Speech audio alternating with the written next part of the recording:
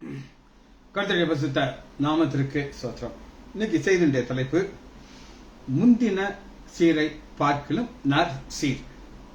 முந்தின சீரை பார்க்கிலும் நற்சீர், பெட்டர் than faith before. செய்திக்கு ஆதாரமான வசனம் எசேக்கியேல் 36வது அதிகாரம் 11வது வசனம். ஜெபத்தோடு இந்த செய்திக்குள்ளே கடந்து செல்வோம்.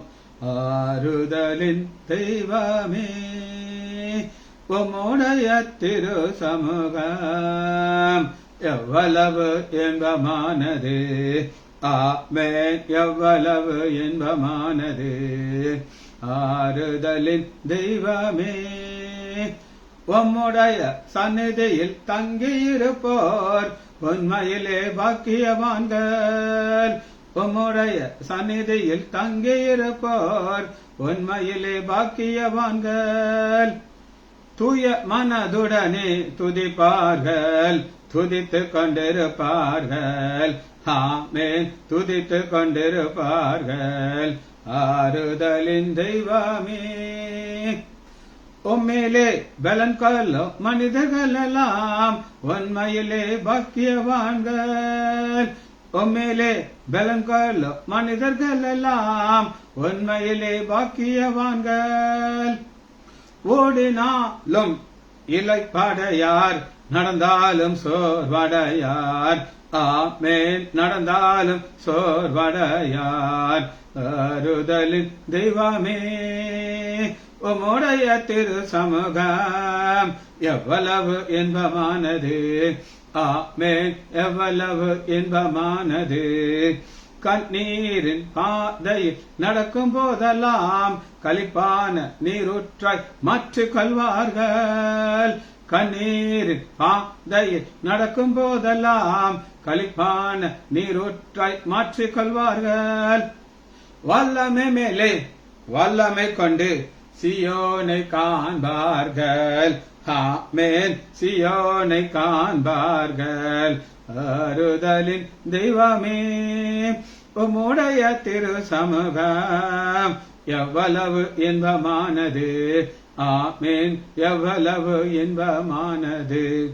இயேசுவின் நாமத்தினாலே ஜெபங்களின் பிதாவே, ஆமென். கர்த்தருடைய பரிசுத்த நாமத்திற்கு ஸ்தோத்திரம். Arokiyaraj brother, praise the lord. இன்னைக்கு ஒரு புதிய செய்தியை நம்ம தியானிக்க இருக்கிறோம். செய்தியுடைய தலைப்பு பெட்டர் than பிஃபோர். உங்கள் முந்தின சீரை பார்க்கலும் நற்சீர் உண்டாக்குவேன். எசேக்கியேல் 36வது அதிகாரம் 11வது. எசேக்கியேல் 36:11. உங்கள் மேல் மனுஷரையும் மிருக ஜீவங்களையும் பெருகும்படி பழுகும்படி வார்த்திக்க பண்ணு. எக்ஸ்பான்ஷன். பூர்வ நாட்களிலே நீங்கள் இருந்த நிலைமையிலே நான் உங்களை ஸ்தாபித்து உங்கள் முந்தின சீரை பார்க்கலும் உங்களுக்கு நற்சீர் உண்டாக்குவேன். அதனாலே நான் கர்த்தர் என்று அறிந்து கொள்வீர்கள். சரி, ஆண்டவர் ஒரு வாக்கு தத்தம் கொடுக்கிறார். அது என்ன அப்படின்னு கேட்டீங்கன்னா, நீங்க ஒரு சீரோடு இருந்தீங்க, 10,000 ரூபாய் சம்பளத்தோட இருந்தீங்க. அதுவே கஷ்டப்பட்டு கிடைச்சிச்சு. இந்த வேலையே நின்னா போதுன்னு இருக்குது. ஆனா 1 லட்சம் நான் தருவேங்கிறார். இது வர்த்திக்க பண்ணுகிற ஒரு ஆசீர்வாதம். ஆசீர்வாதம்ங்கிறதுக்கு ஒரு டெபினிஷன் நான் சொல்றேன், கேட்டுக்கோங்க. உங்கள் உழைப்புக்கு கிடைக்கிறது ஊதியம், வேலை பார்த்தா சம்பளம் கிடைக்குது. ஆனா எதிர்பாராத ஒரு வருமானம், எதிர்பாராத ஒரு ஆசீர்வாதம், நமக்கு தகுதி இல்லாததுக்கு பேர் தான் ஆசீர்வாதம். சரி, இப்ப ஒரு சரித்திரத்துல நடந்த சம்பவத்தை நான் உங்களுக்கு சொல்றேன். அப்பதான் இந்த செய்தி உங்களுக்கு புரியும். முதல்ல வந்தவங்களுக்கு தான் இது புரியும், லேட்டா வந்தவங்களுக்கு ஒண்ணுமே புரியாது. யாங்கி லீ அப்படின்னு ஒரு சீனா ஒரு மனிதன் இருந்தார். நான் சொல்றது ஏறக்குறைய 150 வருஷத்துக்கு முன்னாடி நடந்த நிகழ்ச்சி. உண்மையில நடந்த சம்பவம், இது கற்பனை கதை கிடையாது. சீனா ஒரு பெரிய கண்ட்ரி, நம்ம இந்தியா மாதிரி பெருசு. அங்க சில இடங்கள்ல இந்த கஞ்சா அத பயிர் போடுறாங்க. பயிர் போட்டு இல்லீகலா செய்தாங்க. அதுல ஏகப்பட்ட லாபம் அவங்களுக்கு கிடைக்க ஆரம்பிச்சிச்சு. கவர்மெண்ட் பார்த்தாங்க, என்னடா இது, இவங்க இல்லீகலா செய்யறதுக்கு நம்ம அலோவ் பண்ணிடுவோம். கஞ்சா நீ என்ன செய்ய போட்டுக்கோ, நல்லா என்ன செய்ய, நமக்கு வருமானம் கிடைக்கும். ஒரு உதாரணத்திற்கு, நீங்க பருத்தி 1 ஏக்கர்ல போட்டீங்கன்னா உங்களுக்கு 1000 ரூபாய் கிடைச்சானா இதே 1 ஏக்கர்ல கஞ்சா போட்டா 10 லட்சம் கிடைக்கும். இவ்வளவு 10 லட்சம். அப்ப கவர்மெண்ட் என்ன செஞ்சாங்க, நாங்க கண்டுக்கிட மாட்டோம், நீ என்ன செய்ய போட்டுக்கிட்டே இரு, நமக்கு வருமானம் தான் முக்கியம் அப்படின்ட்டு. இது உலகம் எங்கும் போகுது. உலகத்தை எல்லாத்தையும் இவங்க அனுப்பிக்கிட்டே இருக்காங்க. இந்த கண்ட்ரி ஒரு ரிச் தேசம் மாதிரி ஆயிட்டு இருக்குது. ஆனா இப்ப அது என்ன நடந்துச்சு அப்படின்னு கேட்டீங்கன்னா, எந்தெந்த வாலிபர்கள் இந்த கஞ்சா பயிர் செய்யறாங்களோ அவங்க அதுக்கு அடிமையாகி அவங்க வேலைக்கு போக மாட்டாங்க. அவங்களுக்கு ஃப்ரீயா கிடைக்குது. இப்பெல்லாம் காசு போட்டு வாங்கணும், போலீஸுக்கு தெரிஞ்சா கொண்டு விடுவாங்க, உங்க மேல சார்ஜ் வரும். ஆனா இது கவர்மெண்டே கண்டுக்கிறல. அப்ப ஆண்கள் பெண்கள் எல்லாம் அவங்க பிரெயின் டேமேஜ் ஆகி அப்படியே ஒரு ஒரு மந்து மாதிரி ஆகி வேலை செய்ய முடியாதபடி ஆயிட்டாங்க. இப்பதான் கவர்மெண்ட் நினைக்குது, ஐயோ நம்ம தப்பான பாலிசிக்குள்ள வந்துட்டோம் அப்படின்னு சொல்லி.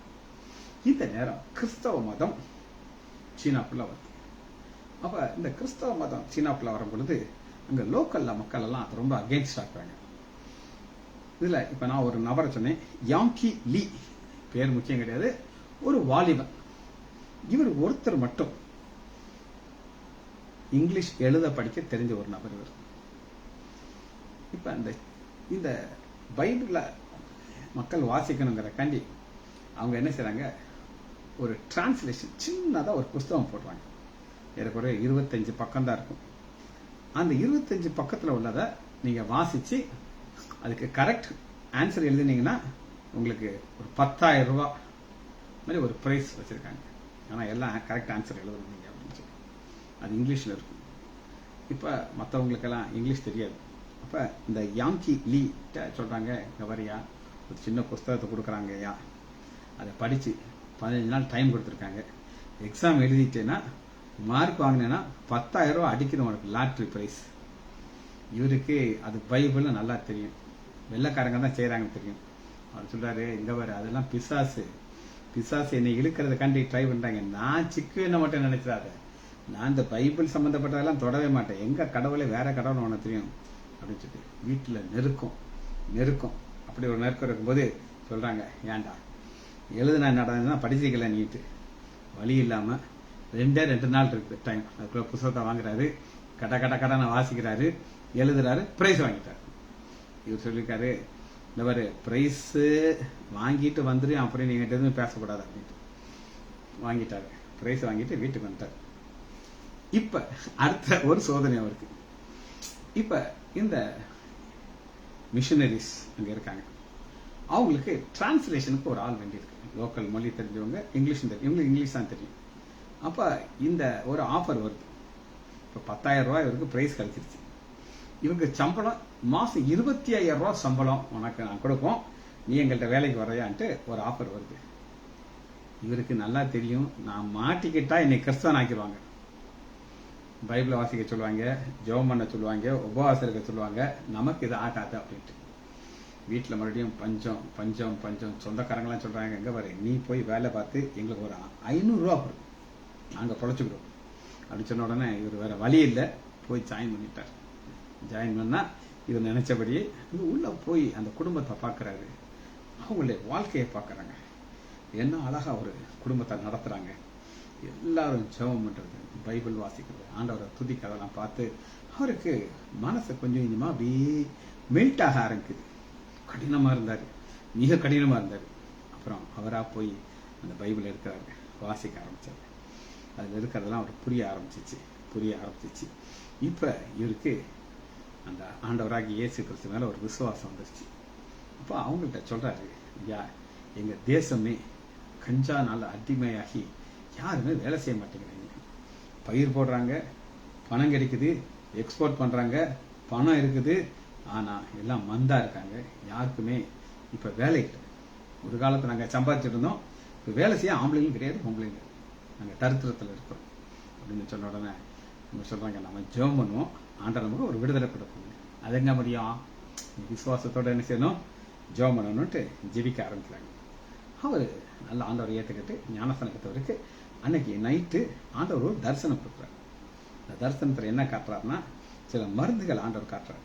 இந்த மருந்து இந்த பவுடர் எல்லாத்தையும் கலெக்ட் பண்ணி ஒரு ஒரு ஜூஸ் மாதிரி ப்ரிப்பேர் பண்ணி யார் யாரெல்லாம் அடிமையாக இருக்காங்களோ அவங்கள ஒரு அசைல மாதிரி சேர்த்து அவங்களுக்கு அதை நீ குடிக்க கொடு, அவங்க வாழ்க்கையில் மாறுதல் வரணும் ஆண்டவர் தெளிவாக சொல்கிறார். இதுக்கு ஒரே நம்பிக்கை. அந்த வழி நடத்தின மிஷினேட்டு போய் சொல்லாரு, இவர் ஆண்டவர் உன்னை தெரிந்து கொண்டிருக்காரு, நீ எவ்வளோ வைராக்கியமாக இருந்திருக்க பாரு, நீ ஆண்டவருக்காக எப்படி வைராக்கியமாக நிற்கிற, கட்டாயம் நீ செய் அப்படின்னு சொல்லி அவருக்கு தெரிஞ்ச ஃப்ரெண்ட்ஸ் எல்லாத்தையும் கூப்பிட்டு ஒரு பெரிய வீட்டில் வச்சு அவங்களுக்கு நல்லா ஜெபம் பண்ண சொல்லி கொடுத்து இந்த மருந்தை கொடுக்க ஆரம்பிக்கிறார். கொடுத்தா அப்படி ஒரு மாறுதல், அவங்க முகம்லாம் பிரைட் ஆயிடுச்சு, இந்த பிரெயின் நல்லா ஒர்க் பண்ண ஆரம்பிச்சிச்சு. இப்போ அழகாக ஆண்டவரை துதிக்கிறாங்க, ஜெபிக்கிறாங்க. இந்த நியூஸ் கொஞ்சம் கொஞ்சமாக பரவுது. நிறைய பேர் வராங்க. வந்து அந்த இடத்துல மெயினாக என்ன நடக்கும் அப்படின்னு கேட்டிங்கன்னா, மருந்து கொடுப்பாங்க, ஆண்டவரை துதிப்பாங்க. இப்போ பல சென்டர்ஸ் போட ஆரம்பித்தார். விருதுநகர், மதுரை, ராஜபாளையம், அப்படி ஒவ்வொரு சென்டராக போட்டு எல்லா இடத்துலையும் இந்த மருந்துகளை ப்ரிப்பேர் பண்ணி சப்ளை பண்ணிக்கிட்டே இருக்காரு. அந்த தேசத்திலே ஒரு மாறுதல் கொண்டு போயிடுச்சு. அதாவது ஒரு காலத்தில் ஆண்டவராக்கி இயேசு கிறிஸ்து இல்லாமல் இருந்த மக்களுக்கு இப்போ இயேசு வந்துட்டார், அவங்க வாழ்க்கையில் சந்தோஷம். இதைத்தான் எசேக்கியேல் என்ன சொல்கிறார் அப்படின்னு கேட்டீங்கன்னா, 36வது அதிகாரம் 11வது வசனம், உங்கள் முந்தின சீரை பார்க்கலும் உங்களுக்கு இந்த நாற்சீர்களை யார் வந்துடானா ஆண்டவராக்கி இயேசு கிறிஸ்து உள்ள வந்துட்டார். கதை புரிஞ்சுக்கிச்சுன்னு நான் உங்களுக்கு நம்புறேன். இப்ப இது ஒரு கம்பேரிட்டிவ் ஸ்டடி. முந்தின சீர் நாற்சீர்.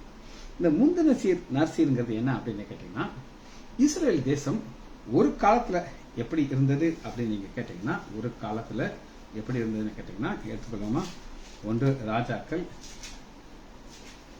10வது அதிகாரம். இதுதான் ஒரு காலத்துல இருந்த கண்டிஷன்.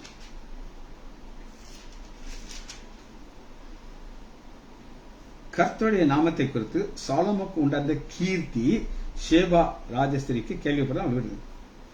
ஷேபா ராஜஸ்திரி இவ ஒரு எத்தியோப்பிய பெண், பெரிய பாக்காய் கோடீஸ்வரி. கேள்விப்படுகிறார். என்ன கேள்விப்படுறா?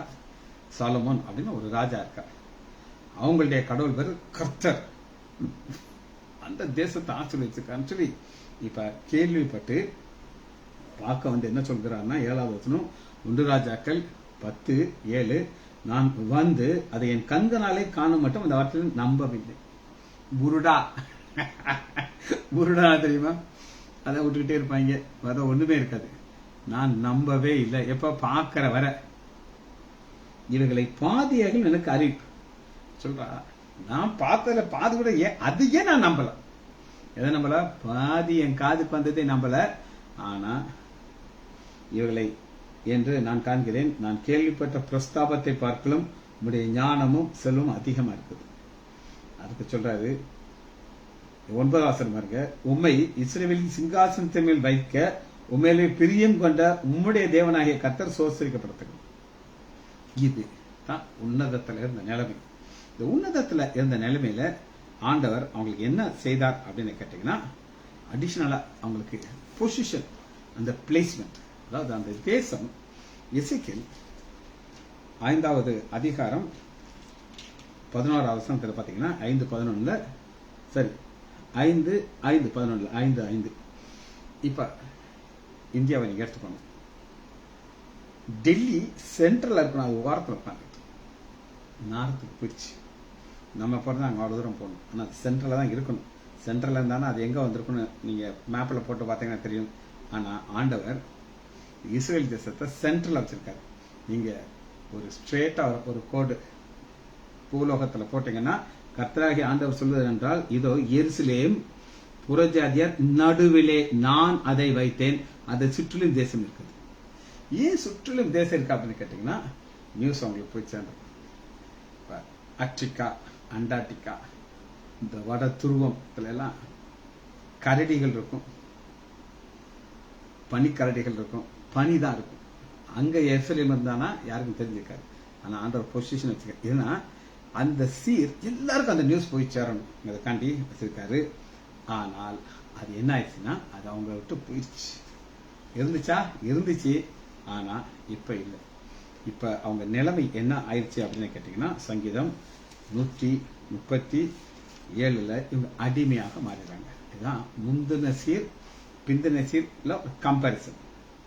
சங்கீதம் 137 பாபிலோன் ஆறுகள் அருகே நாங்கள் உட்கார்ந்து.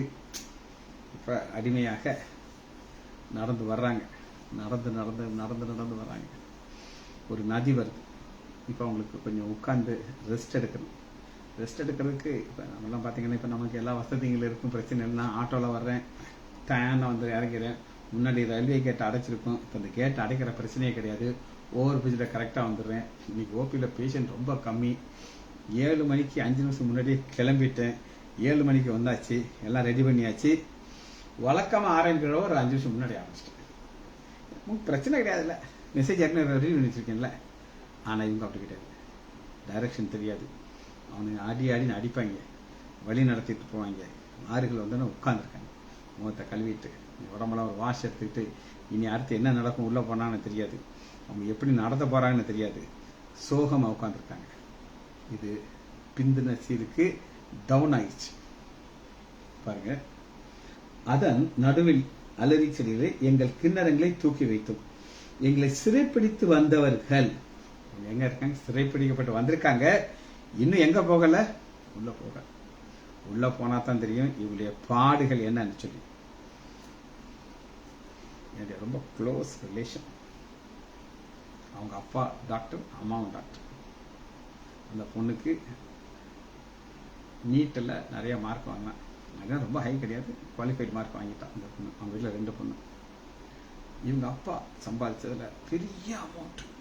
நான் சொன்னால் நீங்கள் கீழே விழுந்துருவீங்க, அதனால் அமௌண்ட்டை சொல்லலை. நீங்கள் தெரிஞ்சு என்ன செய்ய போகிறீங்க? ஒரு பெரிய மெடிக்கல் காலேஜில் கேபிட்டேஷன் ஃபீஸ் அதை கேட்டானா சீட் கிடச்சிடும். கட்டிட்டாங்க. இந்த பொண்ணு முதவே சொன்னால், நான் டாக்டராக எனக்கு விருப்பம் இல்லை, இந்த பணத்தை கட்டினீங்கன்னா நான் படிக்க போக மாட்டேன் அப்படின்னு சொல்லி. அப்பா அம்மா நினச்சாங்க, கெட்டுவோம் இப்போ படிக்காமல் என்ன போவா அப்படின்னு சொல்லி பணத்தை கட்டினாங்க. ஒரு வாரம் போனால் அப்புறம் போகிறத நிறுத்திட்டான். நான் மெடிக்கல் காலேஜ் போக மாட்டேன், ஒரு இன்ஜினியரிங் காலேஜ் போய் அவளாவே சேர்ந்துட்டேன். யோசிச்சு பாருங்க, அப்பா அம்மா இவ்வளோ கஷ்டப்பட்டு சம்பாதிச்ச பணத்தை ரோட்டில் விட்டாப்பலாகி போச்சு. அதுபோல் ஆண்டவர் இந்த மக்களை ஆசீர்வதிச்சு எருசலேம் ஒரு உன்னத நிலையில் வச்சிருந்தார்.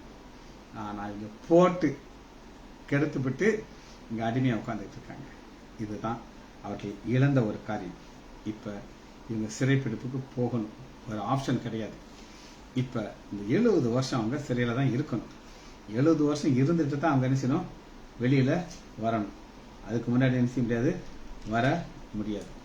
அதனால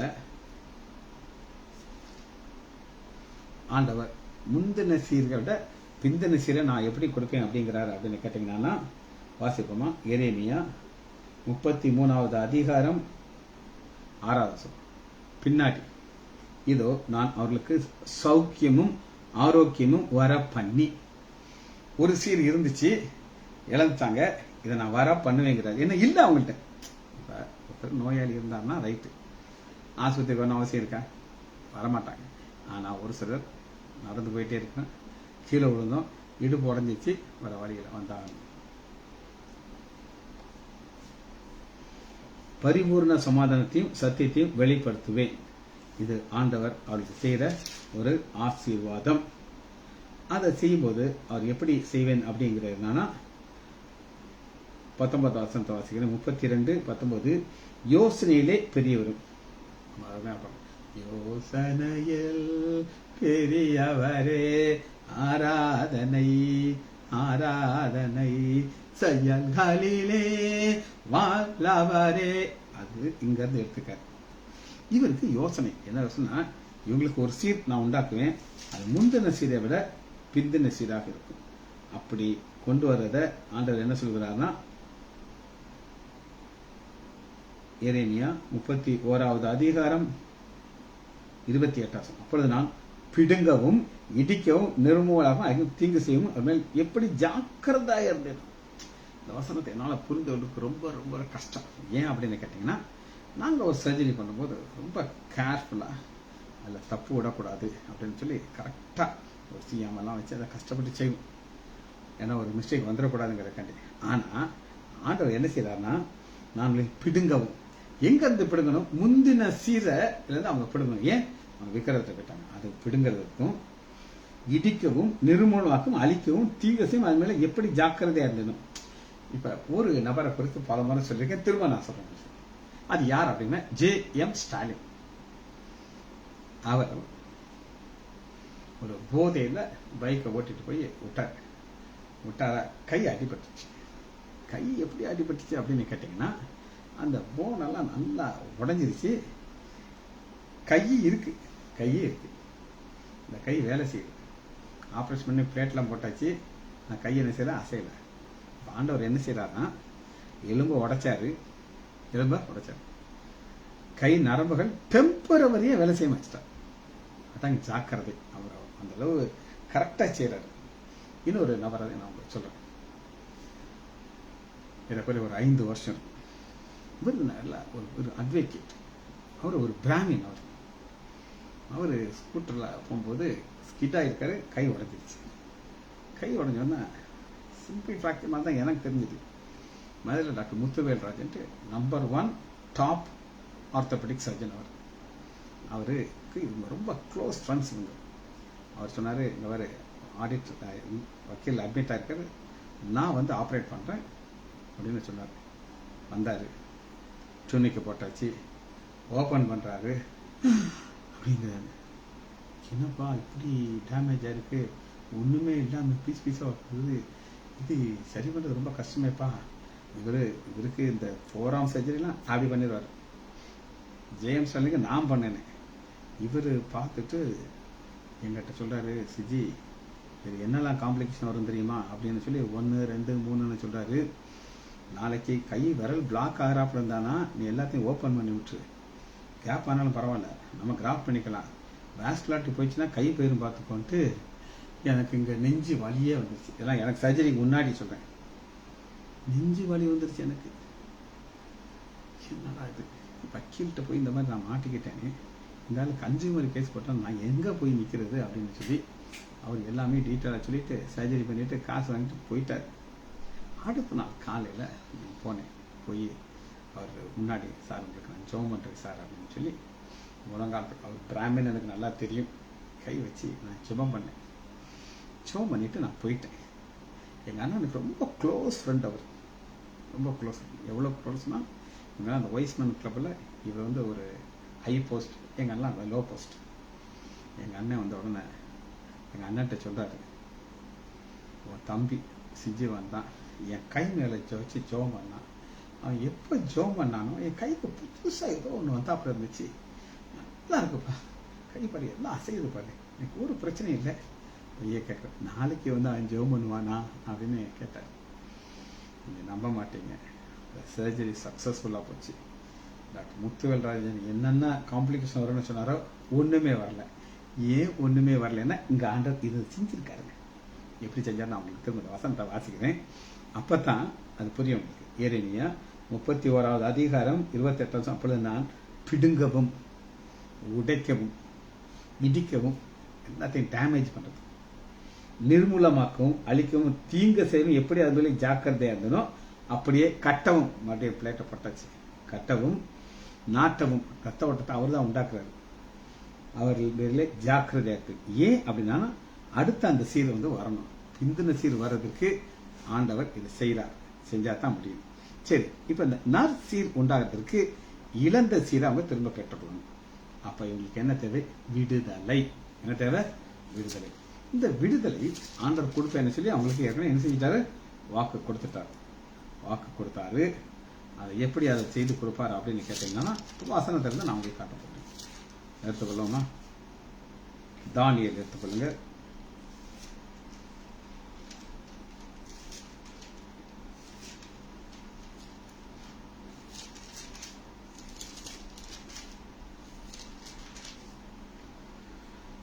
ஒன்பதாவது அதிகாரம். தானியேல் உட்கார்ந்து பைபிளை பரட்டிட்டு இருக்காரு, எரேமியா புத்தகத்தை வாசிட்டு இருக்காரு. தானியேல் ஆகிய நான் எருசலேம் பால் கடிப்புகள் பால் கடிப்புன்னா அடிமைத்தனம் வெளியே வரணும், 70 வருஷம் செல்லும் என்று எரேமியா சொன்னது தொகையிட்டு அறிந்தது. இப்ப அவருக்கு தெரிஞ்சு போச்சு, இப்ப விடுதலை கிடைக்க போது. இவருடன் உபவாசம் பண்ணி சாம்பல் உட்கார்ந்து ஆண்டவன் ஜெபிக்க ஏன்னா அந்த நீங்க வாக்கு கொடுத்துருக்கீங்க. 70 வருஷத்துல நற்சீர் உண்டாக்குவேன். நற்சீர் உண்டாக்கணும். உண்டாக்கத்துக்கு தேவை என்ன? விடுதலை. விடுதலை யார் கொடுப்பா? ஆண்டவர் ஒரு நபரை உண்டாக்குறாரு, உருவாக்குறாரு. அவருக்கு உன் மூலமா தான் என் பிள்ளைகள் அடிமைத்தனத்தில் இருந்துச்சுன்னு வெளியே வரணும். வாசிப்போமா? ஏசாயா 45வது அதிகாரம். நற்சீர் உண்டாக்குறதுக்கு முந்தின சீரை பார்க்கல நற்சீர் உண்டாக்குறதுக்கு ஆண்டவர் ஒரு மனிதனை தாயின் கர்ப்பத்துல பிறக்கிறதுக்கு முன்னாடியே தெரிந்து கொண்டார். 45வது அதிகாரம் முதல் வசனத்துல அவன் பேர் கோரேஸ். முதல் வசனம், கர்த்தராகிய நான் அபிஷேகம் பண்ணின கோரேசுக்கு முன்பாக. கோரேஸ் ராஜா பிறக்கவே இல்லைங்க. 6வது வசனம் பாருங்க, என்னை தவிர ஒருவனும் இல்லை. ஏசாயா 45:6, என்னை தவிர ஒருவனும் இல்லை என்று சொன்ன. நீ என்னை அறியாது இருந்தும் நான் உன்னை இடை கட்டினேன், நானே கர்த்தர், வேறு ஒருவரும் இல்லை. இப்படி சொல்லிட்டு இப்ப இந்த பாபிலோன் சுத்தி கோட்டை இருக்கு. கோட்டை எப்படி இருக்குன்னா ஏறக்குறைய 4 ரதங்கள் போகலாம், அந்த அளவுக்கு இருக்கு. அது ஏறக்குறைய ஒரு 50-60 மைல் சுற்றுலா உள்ளது. ஆனா சுத்தி கோட்டை இருக்கு, யாரும் நுழைய முடியாது. அதுக்கு எப்படி இருக்குன்னா 4வது வசனம் பாருங்க, 45:4, வெண்கல கதவு இரும்பு தாழ்பால் போட்டு பிளாக் பண்ணி வச்சிருக்காங்க. ஆண்டவர் கோரேசுக்கு ஒரு ஐடியா கொடுக்குறாரு. இப்ப நீ உள்ள போறதுக்கு இந்த வெண்கல கதவு தாழ்பாலாம் உடைச்சிட்டு ஒன்னால போக முடியாது. அதுக்கு என்ன செய்யறாரு அப்படின்னு கேட்டீங்கன்னா 44வது அதிகாரம் 26வது வசனம், நான் என் ஊழிய கண்டு வாரத்தின்றி என் ஸ்தானாதிபதிகள் ஆலோசனை நீ குடியேறுவாய் என்று சொல்லுகிறார். 27, நான் ஆழத்தை நோக்கி வற்றி போயின்றும் உன் நதிகளை வெட்டாந்திரையாக்குங்கள். நதிகளை வெட்டாந்திரை. அப்ப பறக்கிறதுக்கு மாட்டே ஆண்டவர் பிளானே சொல்லிட்டார். எப்படி போய் நீ எல்லாத்தையும் என் பிள்ளைகளை கொண்டு வருவேன்னா, ஒரு நதி உள்ள போகுது, கோட்டைக்குள்ள தண்ணி உள்ள போகுது. அந்த தண்ணி தான் உள்ள போவங்களுக்கு சப்ளை. இதைத்தான் அவங்க குடிக்கணும், இதெல்லாத்தையும் யூஸ் பண்ணணும். அவங்களுக்கு உள்ள அவங்களுக்கு தண்ணி சப்ளை கிடையாது. இந்த நதி தண்ணியை தான் நம்பிட்டு இருந்தாங்க. ஆண்டவர் ஐடியா கொடுத்தாரு. கோரேஸ் என்ன செய்யறான், அது எந்த வழியா தண்ணி வருவோ அந்த தண்ணி என்ன செய்யும், டைரக்ஷன் மாத்திட்டான். உள்ள பாதை உண்டாயிடுச்சு, ட்ரையா இருக்கு. அன்னைக்கு அந்த கோட்டைக்குள்ள இருக்கிற எல்லாரும் குடிச்சு வெறிச்சுக்கிட்டு இருக்காங்க. அந்த நேரத்துல கோரேஸ் உள்ள போய் அந்த கதவுகள் எல்லாம் திறந்து உள்ள இருக்கிற பொக்கிஷத்தை நினைச்சிறாரு, வெளியே கொண்டாடுறாரு. அதான் நீங்க பாத்தீங்கன்னா 4வது வசனம், ஏசாயா 45:4, வெண்கல கதவுகளை உடைக்க வேண்டியதில் உள்ள போய் திறந்துட்டார். இரும்பு தாழ்பால்களை முறித்து அந்த காலத்தில் இருக்கிற பொக்கிஷங்களையும் ஒளிப்படத்திற்கு பொதிகளையும் உனக்கு கொடுப்பேன். நான் தெரிந்து கொண்ட தாசான் உன்னை பேர் சொல்லி அழைத்தும் நீ என்னை அறியாது, உனக்கு நாமம் தெரியும். உனக்கு என்னை தெரியாது, எனக்கு உன்னை தெரியும். ஆண்டவன் சிலர் நாமத்தை கொடுக்கிறார். இந்த நேரத்தில் ஆண்டவர் இவளை என்ன செய்யறாருன்னா, எஸ்ரா பார்ப்போம். எஸ்ரா பக்கம் 5, 8, 9. 5, 8, 9. எஸ்ரா முதல் அதிகாரத்தில் பார்ப்போம். முதல் வசனம், முதல் வருஷத்திலே, இப்ப ராஜாவாகி பெர்சியன் ராஜாவாகிய கோரேசுடைய முதலாம் வருஷத்திலே கர்த்தர் பெர்சியன் ராஜாவாகிய கோரேசின் ஆவியை ஏவினாலே இவர் என்ன சொல்றாருன்னா, மக்களே யார் யாரெல்லாம் ஆலயத்தை கட்ட போறீங்களோ நீங்க போகலாம், பாய். யாராவது விடுவாங்களா? விட மாட்டாங்க. கட்டளையிட்டார், என் ஜனங்கள் எல்லாரும் செய்யுங்க, நீங்க போங்க. சப்போஸ் யார் யாரெல்லாம் போக முடியலையோ 4வது வசனம், அவங்களுக்கு நீ செய்யணும், பொன் வெள்ளி எல்லாத்தையும் கொடுக்கும். போக முடியலையா, ஹெல்ப் பண்ணு, காசு கொடு, காணிக்கை கொடு. 7வது வசனம், நேபுகாத்நேச்சார் எருசலேமுக்கு கொண்டு வந்த எல்லா பொக்கிஷங்களும் கொடுக்குறாரு. இப்ப நற்சீர் உண்டாக்குறதுக்கு என்னெல்லாம் தேவையோ ஒரு ராஜாவை அவர் பிறக்கிறதுக்கு முன்னாடியே நினைச்சார் கொடுக்கிறார். இது தேவாலயத்துல என்னெல்லாம் தேவை. 6வது அதிகாரம் எஸ்ரா 6:22.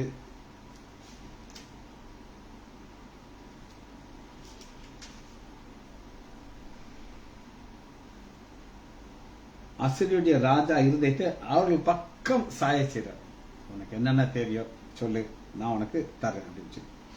இதை எப்பொழுது தேவன் செய்வார் கேள்வி. இப்ப நான் சொல்லிட்டேன், ஒரு நற்சீர் உண்டாக்கணும். முந்தின சீரை பார்க்கலாம், நற்சீர் உண்டாக்கணும். இதை எப்ப செய்வார்? இப்போ எங்கள் எம்பிபிஎஸ்ல ஒரு சப்ஜெக்ட் இருக்கு, SPM, ப்ரிவென்டிவ் மெடிசன் இருக்கு. சோசியல் ப்ரிவென்டிவ் மெடிசன் அப்படின்னா என்ன அர்த்தம்னா, நோய் வர்றதுக்கு முன்னாடி நம்ம தடுக்கணும். அது எப்படி சொல்லிக் கொடுப்பாங்க அப்படின்னு கேட்டிங்கன்னா, போலியோங்கிற ஒரு நோய் வர்றதுக்கு முன்னாடி சொட்டு மருந்து போட்டாச்சுன்னா போலியோ வராது. அப்படித்தானங்க. இப்போ போலியோவே கிடையாது, எராடிகேட் பண்ணிட்டாங்க. எங்களுக்கு அதான் டீச்சிங். ஒரு நல்ல ஹெல்த்தியான ஒரு கிராமம் இருக்குன்னா அதில் ஒரு டாய்லெட் இருக்கணும். டாய்லெட் எப்படி இருக்கணும், அப்போ அவங்க அந்த தண்ணி வந்து கண்டாமினேட் ஆகாது. இது ப்ரிவென்ஷன் மெடிசன். ஆனால் நம்ம ஆண்டவர் ப்ரிவென்ஷன்கிற கிடையாது.